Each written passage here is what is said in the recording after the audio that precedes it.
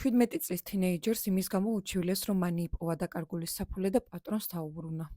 100 კილომეტრი გაიარა იმისთვის, რომ დაებრუნებია პატრონისთვის ეს საფულე, იპოვა მის სამართი და კამერასაც კი აჩვენა, რომ ამოიღო მხოლოდ გზის ფული, რომ დაბრუნებულიყო თავის სახლში.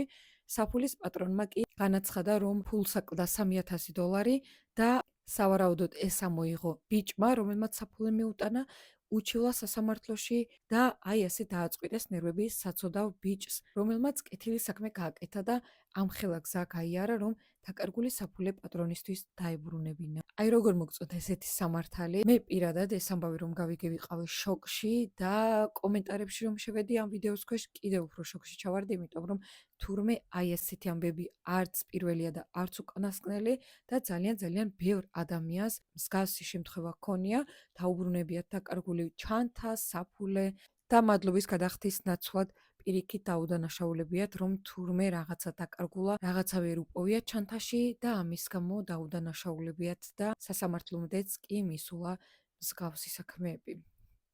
ამიტომ მეგობრებო, როდესაც ნივთს იპოვით და მის დაბრუნებას ეცდებით, კიდევ ერთხელ კარგად დაფიქრდით, გიღებთ თუ არა აი ამ სიკეთის გაკეთება.